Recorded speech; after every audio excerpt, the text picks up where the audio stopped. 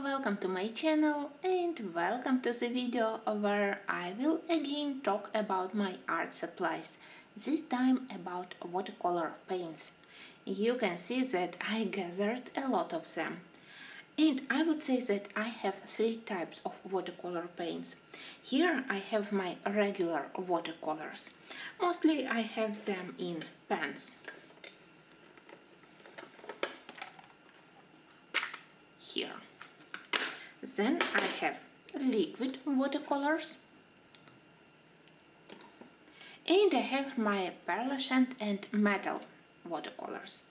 Maybe let's start from the regular series. For now, I think that I own 4 brands. I started my collection from a Russian brand White Nights, and that's my oldest box with watercolor paints. I got it when I was a teen from my grandfather. Of course, many colors here I added by myself. I think that when I got the box, I had just 2 rows of the paints. Then with time I added more and more colors, but even the oldest ones, they are perfectly workable, they are still bright. So that's one of the paints I definitely use the most frequently. Then several years ago I was very happy to discover that Ukrainian brand Rosa started to make awesome watercolor paints. Now Rosa already have quite a good selection of colors. They also made watercolor paints, watercolor boxes. Of course, boxes looks like they are made in China. They are only branded by Rosa, but who cares? The most important thing is that their paints, they are absolutely great. For the coloring books, I think that it's perfect choice for me. They have a reasonable price, very good quality and good selection of colors. That's almost all my Rosa paints. I think that one additional I have in the next box, so you can see how I collected them. Of course, I have my own favorites in each of the brands. For example, in Rosa, I absolutely love this cobalt turquoise, and one of the golden colors is quinacridone gold.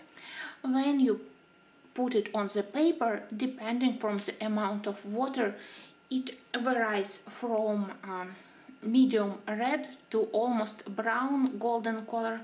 Beautiful color palette from just one paint, depending from the amount of the water. I also love their brown and green colors, so I'm absolutely happy now how Rosa made paints. Then I gathered Winsor and Newton series. It's their not their professional but their student grade Cotman. I got this set when I traveled, and I dreamed that maybe I can use this watercolor set for quick sketches.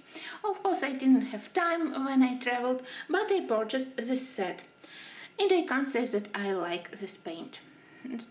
Nothing special. For me, they are a little bit less bright, even dull on the paper, not very interesting colors, so I can't say that I use these paints very frequently, apart from the raw umber. This beige light brown color, it's quite nice and I do love it.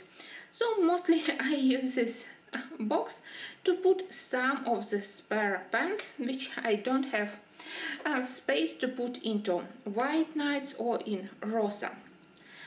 After that, I discovered that in our local art shops you can also find Royal Talents brand. It's a Dutch brand. They also have wide range of paints. They have professional grade Rembrandt paints, but I would say that for our hobby it's a little bit too expensive. So mostly I prefer their student grade, which for me is also awesome. So what I have in this Royal Talent range here, I even have this Van Gogh couple of tubes, but mostly I prefer to purchase them in these half pans. I don't use watercolors very frequently, and I think that I would never use a full tube. I don't think that I managed to use the whole half pan, so I definitely don't need bigger amount of paints. Well, here I have my Cotmans, here I have my spare watercolor pans, here I have those paints which I didn't manage to find in half pans and colors which I really wanted. This one is a very pleasant Hooker's green, quite nice for grass, for leaves obviously. This one is very helpful. You can see that it's a perfect basic color for the fair skin tone. It's called Naples Yellow Red. Now similar colors we also have in Rosa, a range of colors, but I purchased this one maybe 3 years ago, and at that moment it was quite unique, this shade. Now many manufacturers started to do similar color, and I think that if I need something quick to put basic first layer for your portraits when you do fair skin tone, this one is very helpful. If you want to do darker skin tone, you also can use this one as a base and to add a little bit of burnt umber, burnt sienna, and to mix desired color of the skin. Well, and finally I have here probably the most precious paints. They are Daniel Smith. You probably know about this brand. Their paints, they are relatively more expensive, but they have quite unique colors, and most of all they are famous because of the paints which are granulating. I think that now I will go and grab my swatches, so it will be easier to talk about granulating paints. Of course, I have swatches for all my watercolor paints. I purchased cheap Ukrainian brand of watercolor paper. For swatches it's quite good. So that's my white nights. When I do swatches, of course I mention the name of the color, and I also try to indicate for myself pigments which we have inside of the paint. This info we can easily find on the package. Here I have example of white nights. We have info about opacity, about light fastness, and about amount of pigment. I don't care about light fastness. I care about opacity because sometimes I want to have transparent watercolors, and maybe 3 years ago almost all paints, watercolor paints, they were transparent. Now more and more brands started to experiment to do opaque watercolors closer to gouache paints, and surprisingly I found that opaque paints, they are very helpful in coloring books. If you have not very good paper, sometimes more opaque paint looks better without creating ugly stains and dots. So I try to indicate for myself this opacity and amount of pigment. Amount of pigment important when you start to do complicated mixes of paints. You can see that I actually prefer to purchase new colors rather than mix them myself as professional artists do. Professional artists can mix everything from just 3 basic colors, but I prefer to purchase paints. But still, if I know that one paint has 3 pigments and another one has 3 pigments, if I mix them, it's much more a bigger possibility that in the end everything will look quite dirty. If I blend 2 colors which have 1 pigment and 1 pigment, then the final mix of these paints, it will look more bright and clear. So that's white nights. Where are Cotmans? And this one also white nights. When I wasn't able to put additional colors, I did next swatches. That's their colors which they did maybe a couple of years ago, when they also started to do this semi-opaque paints with a white pigment. Paints which are quite close to gouache paints, and they have much better coverage as they are very helpful on bad paper. I think that I will show you examples a little bit later. So that's another swatch for white nights. Yes, that's a swatch for Cotmans. For me, they are like milky, chalky, soapy. I don't know. They are not as bright as my other paints. So even if they have similar pigments, I would say that these Cotmans, they are not as pigmented and not as clear and bright. That's why I probably don't like them, as I love all my other brands. Here I have my Van Gogh paints. Here, this Royal Talents Van Gogh. You can see that I don't have huge palette of them. I purchased this bright yellow, very helpful when you need to create impression of the sunshine everywhere. I love their greens. Next, those colors which I usually use as a basic colors for the fair skin tone. I also love their violet, and I love their range of dusk colors. It's a blend of oxide black with colors. I have dusk pink and dusk green. Somehow I don't know why I didn't swatch for dusk green. I will show you how it looks on the paper a little bit later.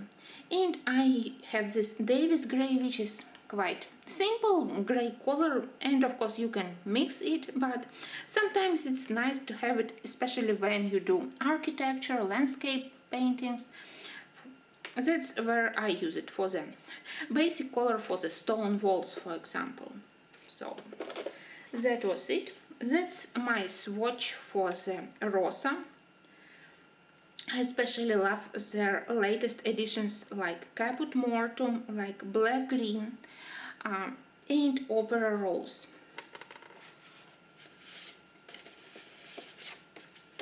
And here are swatches for Daniel Smith. Here probably I will try to show you what granulating means. This famous moon glow color. When you put it on the paper, it by itself creates beautiful stains. It can vary from just one paint, from pink to purple and gray colors. This lunar blue, it's something between blue-gray and black. This cascade green, it's also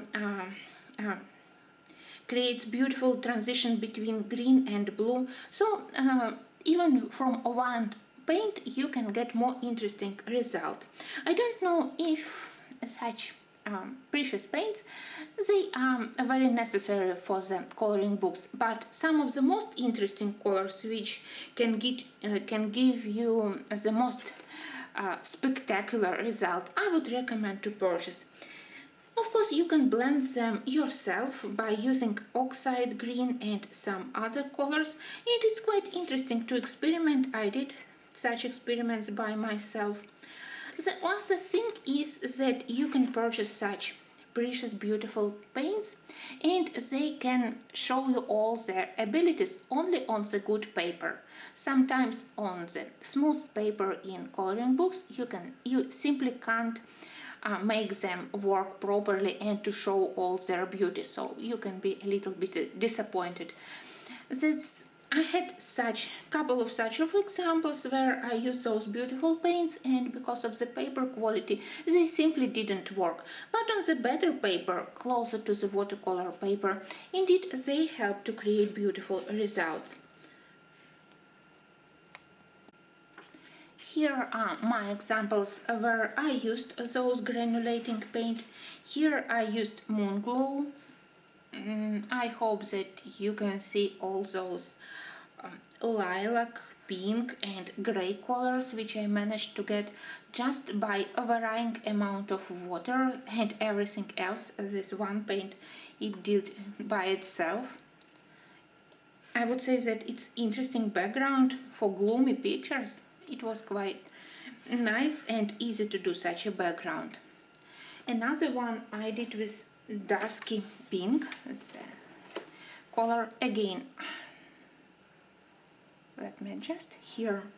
You can see that I varied amount of water, and by covering this background with dusky pink. Where is my dusky pink? Why I never can't find anything on my table?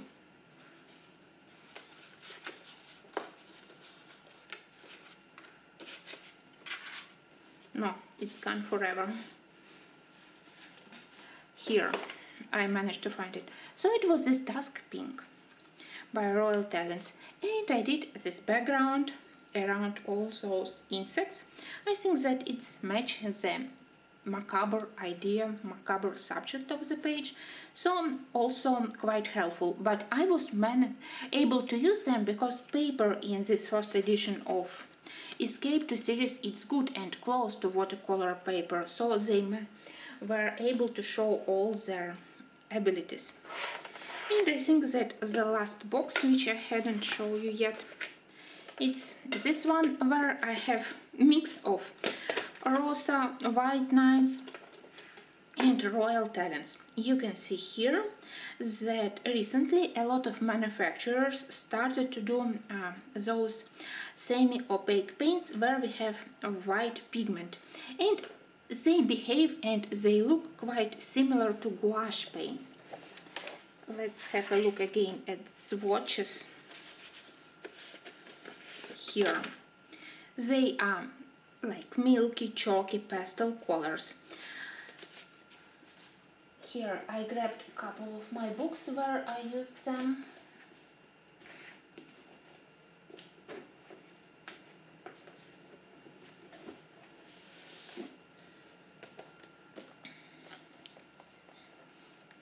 That was the test page. I think that it represents quite good the difference between bright transparent watercolors and those pastel milky paints with white pigment. They are especially helpful in mythographic series. If you need to mask some of the objects, definitely those semi-opaque paints can be very helpful. For example, I used them here. For this reindeer, the color is Dune, this one, and I managed to mask perfectly well, even with watercolor paints, all those atrocious hidden objects on the background. So I can recommend them definitely. They can create quite interesting effects. And I found that even if paper in your books isn't quite good for watercolors, sometimes regular watercolors, they can create ugly dots and stains, but those semi-transparent with white pigment, they can work even on the not very good paper. It's very complicated to predict if the paper in the book will be good for watercolors. The most interesting examples is this Epic World of Tolkien book, which has quite thick paper, and I was thinking that it will be perfect for watercolors. But when you start actually to use it, I don't know if you can see it, those dots and stains, it's a very we can very often see such an effect in coloring books. I still don't know what is the reason. Even if paper doesn't bleed through, even if paper feels quite thick with nice surface, those ugly dots, they can be seen in many books. In such cases you can use gouache paints, you can use acrylic paints, or you can cover paper with gesso. Here on the left side I experimented and I covered paper with transparent gesso, and it helped me to lessen this effect of all those ugly dots. So we have to be creative and we have to adjust somehow to the not very good paper in our coloring books. And when I get new book, even if paper feels quite thick, you can never tell until you actually try how paper would behave with watercolors. But I found that in all the mythographic series, I always was quite happy with how watercolor behaved, never had any problems. Here it was my first test, you can see on the back. And I discovered that, yeah, I don't use here very complicated layering, very complicated watercolor painting. I mostly use 1 or 2 layers of watercolor as a first layer, but any problems with those stains or dots, they even almost never bleed through. Just when I use huge amount of water, but book is one-sided, so it's not important. And all brands work well here. I mostly use Rosa now, and I am quite happy how everything turned. So what can I say? Now I try to gather more of those beautiful pastel colors.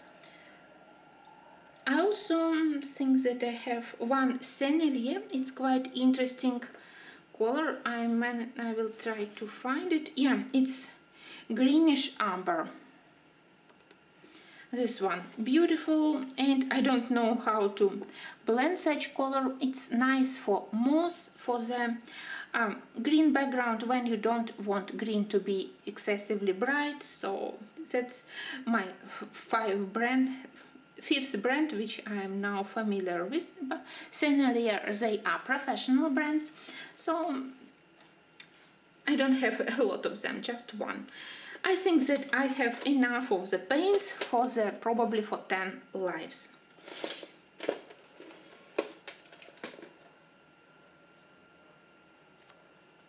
Now what I wanted to say is quality of paper.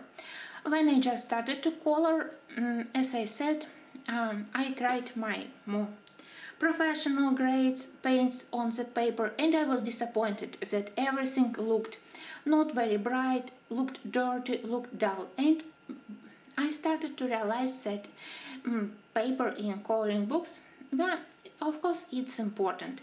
And this paper, before I moved to the other kind of paints which I own, I wanted to say once more about paper quality. When I just started to color, I was very disappointed that I use professional grade of paints. I put it in coloring books and picture looks dull, dirty, and I was really very upset. Then step by step I started to realize that paper indeed is important.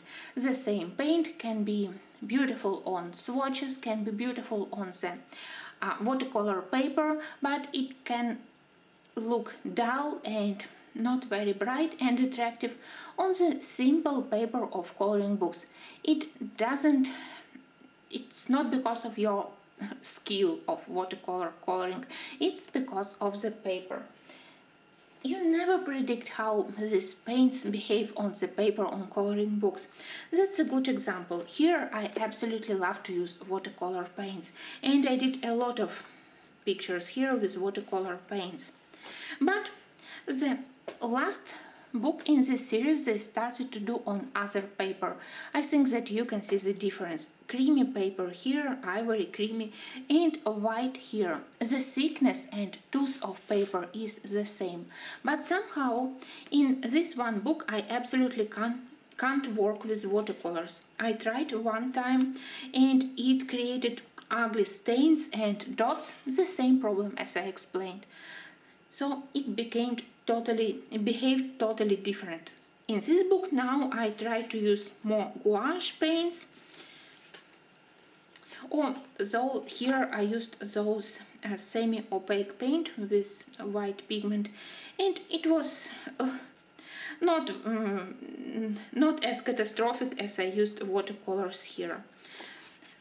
I don't know why they decided to change it, but as I said, paper, it can gives you a lot of surprises. So the same thing here. In fragile world, I can use watercolors easily for the background, for the whole painting. I somewhere did sharp. I did those backgrounds. I did background here and here, so I can use watercolors here. But when I started to use watercolor very lightly in this Kirby book, I tested it and it was awful. It bleeded through. It created, it absorbed pigment very quickly.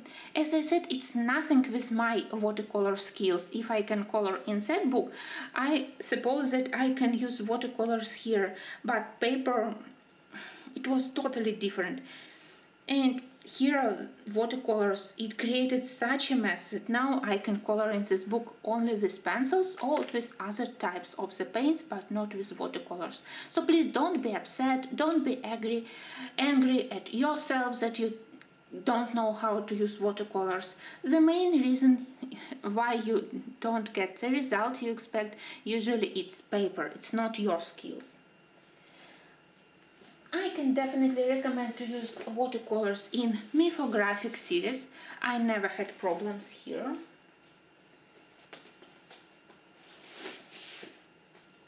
I already did pictures where I used watercolor simply for the background. Here I used a claret or Bordeaux watercolor with small amount of water. So it was simple, rich pigment, and again I managed to cover paper nicely without spots, and I managed to mask hidden objects. I used watercolors in more traditional way here, or here and here. So mythographic series for me, it's good for watercolor paintings. Also, of course, books printed on paper which is closer to watercolor. For example, all the books by Jade Gideon. Here paper is absolutely amazing for watercolor paints.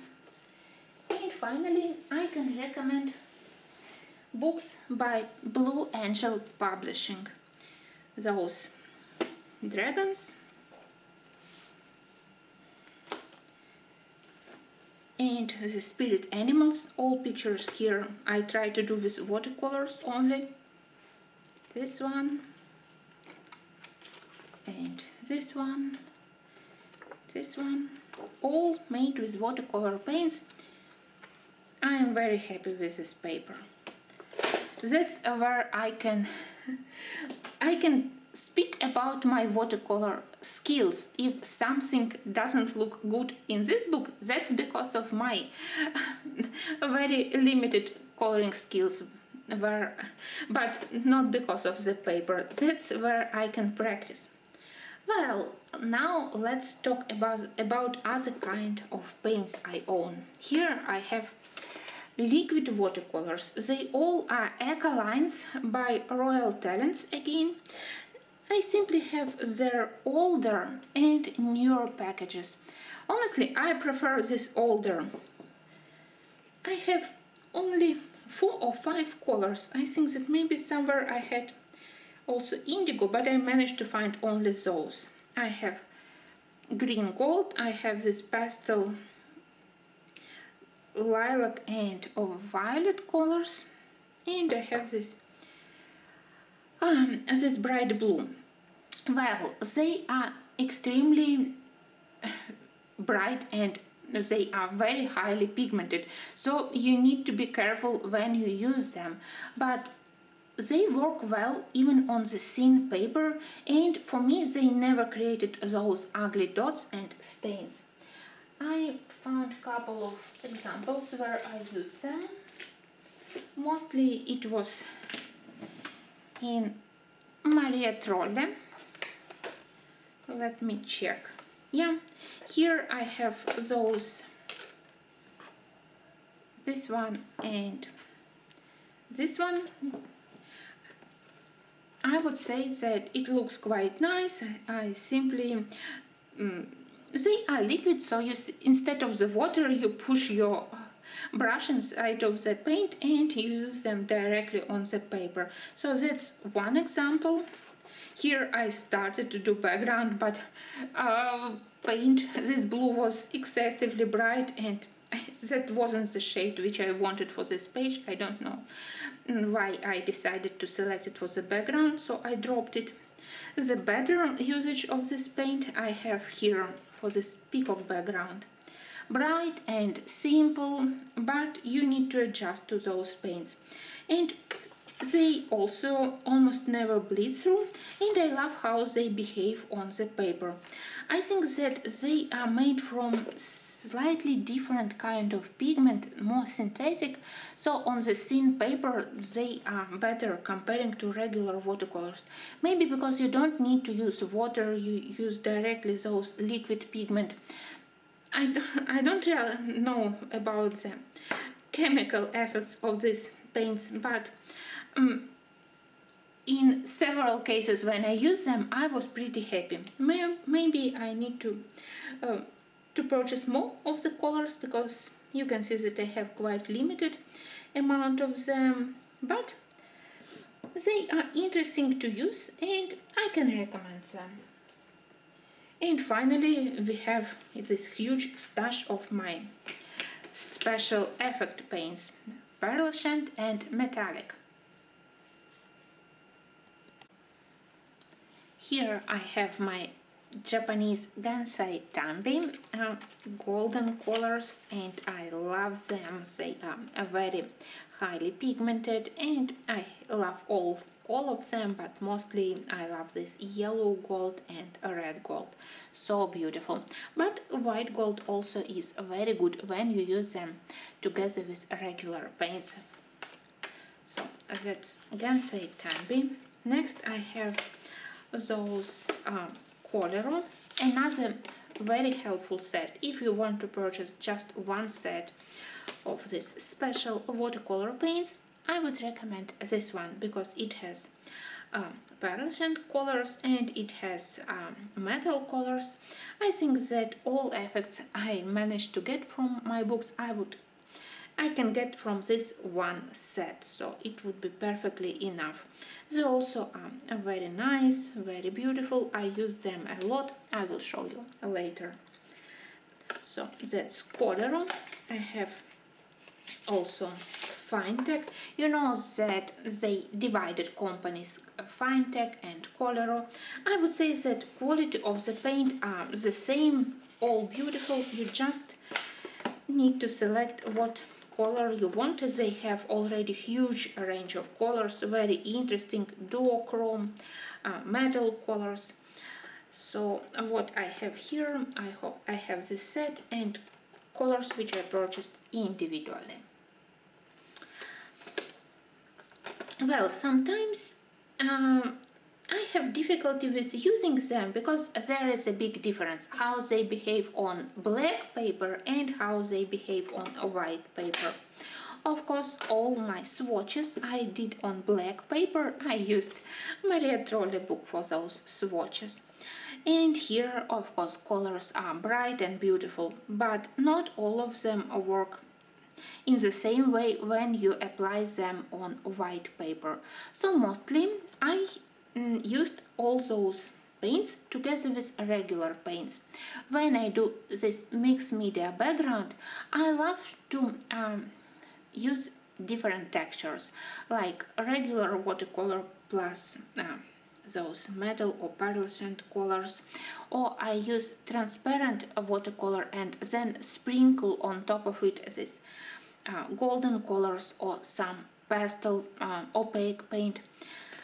And in such way, by combining those different textures, different type of watercolors, you can get the most interesting effect even on the regular paper in coloring books.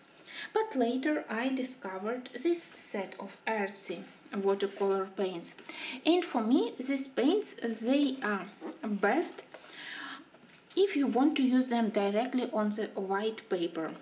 I think that couple of years ago there was a huge campaign on YouTube when Chinese brand Paul Rubens, they made almost the same set of watercolor paints. They sent them to many YouTubers, and that's where I discovered that exist paints which behave quite well even on the white paper. Later I found on Amazon this set, and I decided that I'd better purchase this one because price was much lower comparing to Paul Rubens, and for me quality is the same. All are made somewhere in China, just branded in different way, having different names. That's the full set. I did video on my channel where I swatched them, and you can see that even on white paper they work really well. Of course, on the watercolor paper, and this swatch was made on watercolor paper, they are better comparing to the smooth paper in coloring books, but still, even on the simple paper they also behave quite well. So probably now that's my favorite set. They are also highly pigmented, not much paint in each of the half pans. I discovered that not all of them are full, they have some air bubbles, but I don't use them to color the huge areas. Mostly I use them to create special effects, and many of these colors they are really very interesting. I especially love those which have two colors like duochrome, green and gold, or red brown, or those bronze colors. Even those light colors, they also create quite pleasant effect on the white paper. The only thing I wasn't happy is those very similar gray and transparent white. They are indeed very close to one another, and I don't know why they included similar colors in this set. But the rest, they are really good. Now I will go and I will show you some of the works which I made by combining different types of watercolors. Here are my books. That's what I mean. Here as a base I used a regular watercolor. I think that it was amber probably, or burnt amber, so dark brown color, and on top of it I used pearlescent green. I hope you can see this effect. Here into the dark green regular watercolors I dropped pearlescent white and regular gold, and together they worked really well. They create this simple but interesting effect. Another one is here, again regular plus golden watercolors. Again, I mostly did this one with regular paints. Here on the background I used that duochrome undersea blue, so it created gradient from blue to green by itself. Daniel Smith color, and then on top of it I added gold for some of the effect, some shiny elements. Next one I can show you here, another difference in textures. First I use matte watercolor as a basic, then I hope you can see those strokes which I did with pearlescent color, and then I sprinkled gold on top. So it's like 3 layers. Regular matte, then vertical lines which I used to show that she's falling down the rabbit hole, and some additional dots for additional beautiful effect.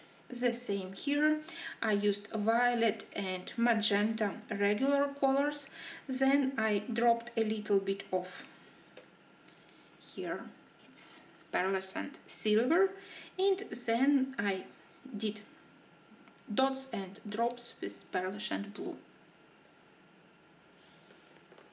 I think that when you mix different textures, matte and shining, you can get the most interesting effects.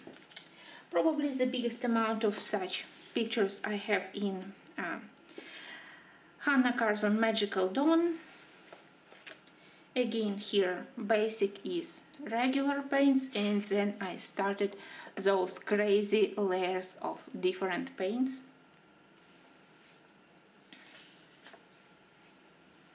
Another one.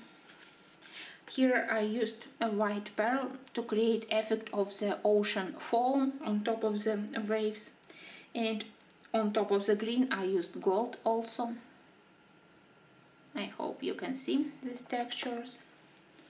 The next one is a spread, regular Bordeaux and deep red, and on top of it, to create effect of the fire or volcanic lava, I added gold. Also on her hair, regular brown watercolor for the hair and some embellishment with gold.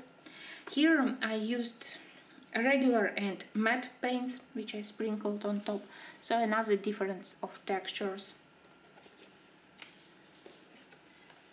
And here also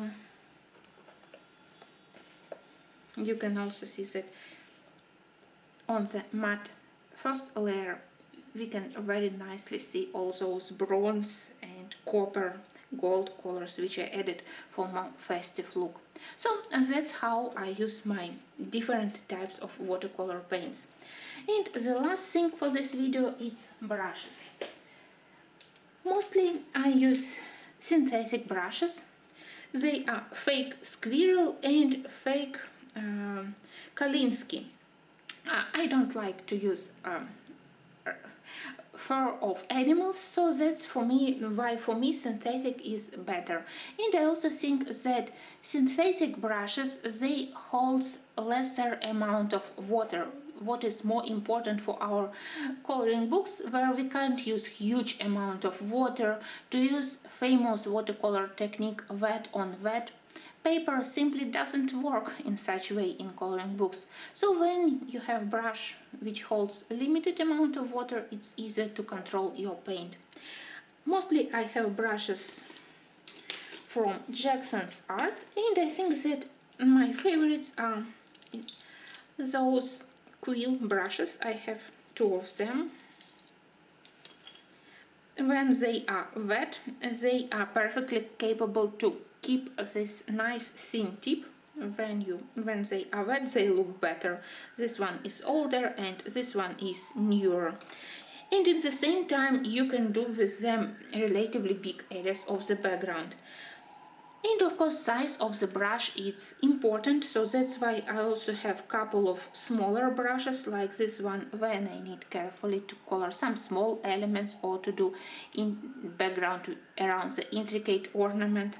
All these huge brushes when I need to fill in huge empty background spaces.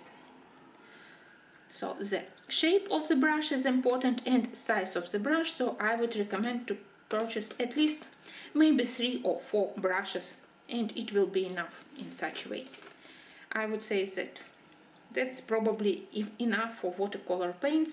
Then other couple of brushes for acrylic or gouache paints, like this one for tiny details, and it's okay for starting your watercolor journey. Also I have those special brushes for texture of hair and fur. You can see that they have interesting like comb shape, and I do love to use them also. And this one also is capable to have a very nice thin tip, very helpful when you need to outline something. And that's all about watercolors. In the next part we will talk about acrylic paints and gouache. I don't use them quite often, but that's one of my promises to myself, to use acrylic and gouache more frequently. So I hope that because of this video about watercolors and because of the acrylic and gouache video, I indeed will try to use them more often, and I will have more videos with these art supplies. Thank you, and until my next videos.